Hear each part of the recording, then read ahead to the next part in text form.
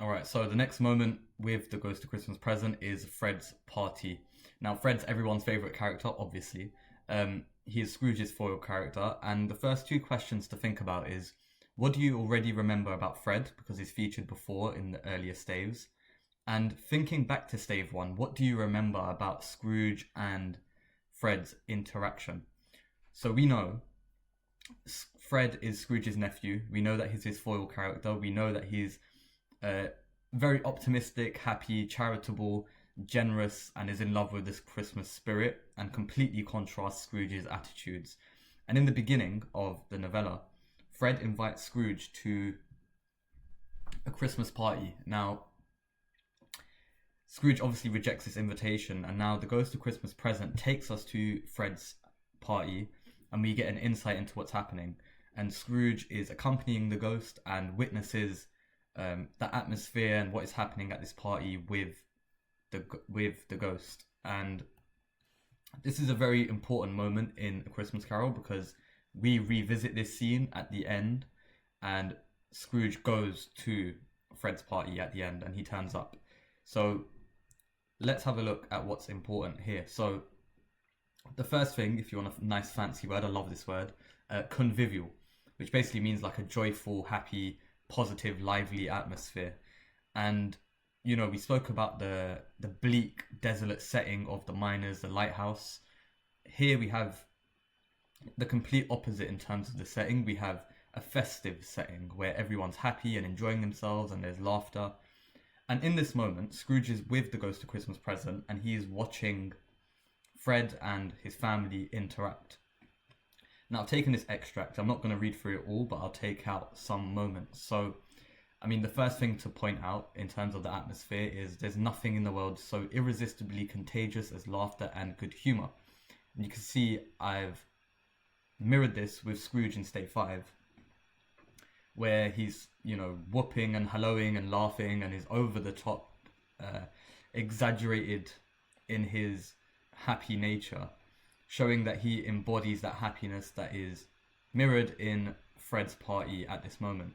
Now, this part is very interesting because we can see Fred talking about Scrooge's wealth.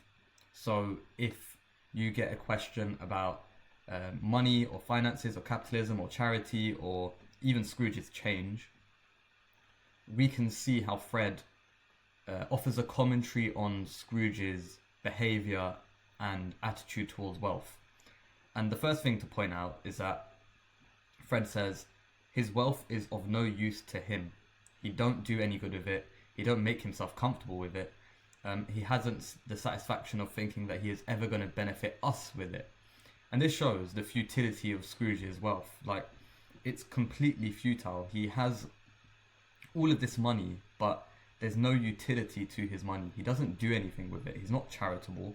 He doesn't even use the money to benefit himself.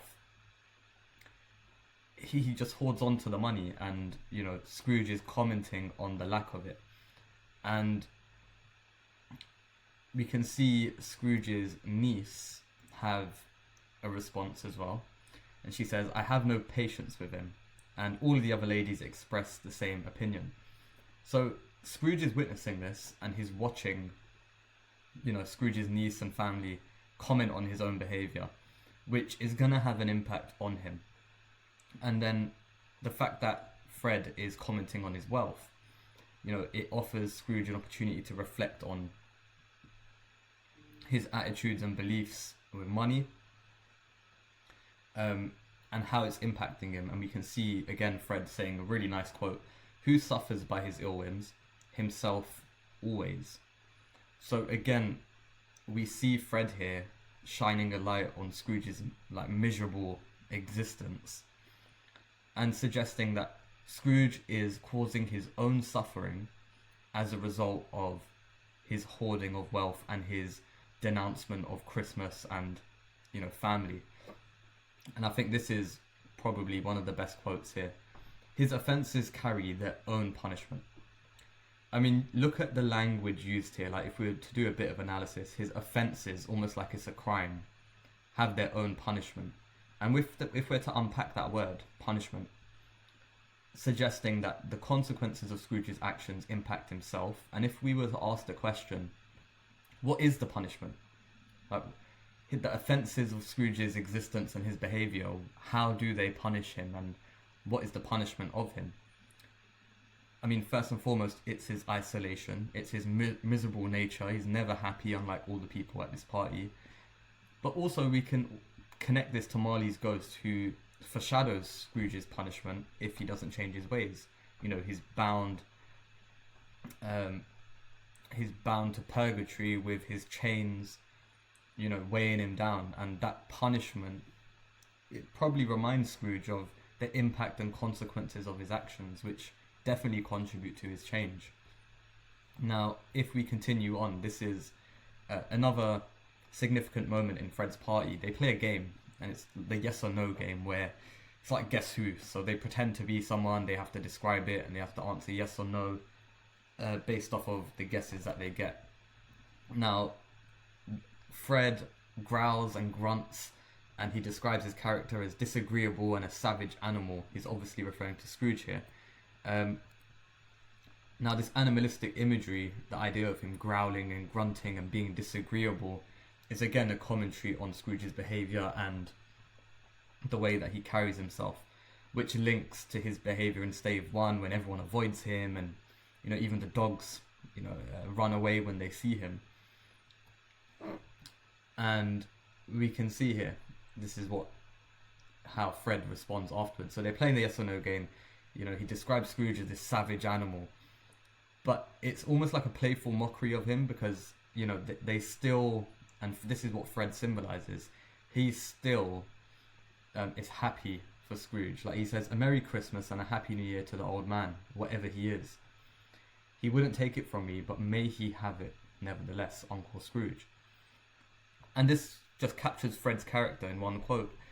Even though he's, you know, playfully mocking his uncle, he still wishes well for him, and he still wishes a Merry Christmas to him. And it's interesting that he says he wouldn't take it from me, which links back to their first interaction when Fred wishes him a Merry Christmas, and Scrooge is like, "Bah humbug, like, you know, what's Christmas but a time for not finding yourself a penny richer," or something along the lines of that.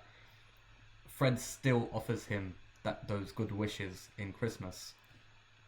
Now, this playful mockery of Scrooge, you know, if we link it back to the Cratchit family household, where Mrs. Cratchit very directly criticizes Scrooge, we can see how other characters and their opinion on Scrooge will lead to his change, because Scrooge is essentially getting all of this feedback on his behavior and hearing it from people's own mouths about what they think of him, which allows for introspection, and it allows him to reflect on his behavior. Now, Scrooge's response to this scene, everyone loves this quote: "Uncle Scrooge had imperceptibly become so gay and light of heart that he would have pledged the unconscious company in return, and thanked them in an inaudible speech." So even though they're mocking him, you know, he's happy to be in that environment of Fred's house and the party. And he said, well, the narrator says that he would have thanked them in inaudible speech.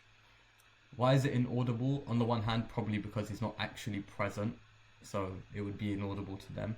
But it could also signify that he's not yet fully transformed, that there's still a stage of his transformation yet to come.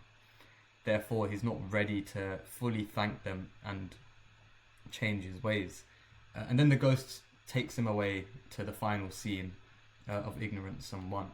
Now, for this moment, you know, it's a short moment, and I think there's only a few things you should pick out, which is the yes or no game, and also the atmosphere, and this quote in particular I think is really beneficial. However, what could you do? I would, for your revision task, make a mind map, write Fred's party in the middle, and connect it to the other moments. Like, there's so many moments that link to this scene that you can draw connections to. And why would you do that anyway? Well, one, learning sticks when you connect it to other moments. The more connections you can make, the more likely you are to remember this information. Two, you can answer the following question: why does Scrooge not get annoyed at his family mocking him? Which will allow you to think about Scrooge's response and how he's changing.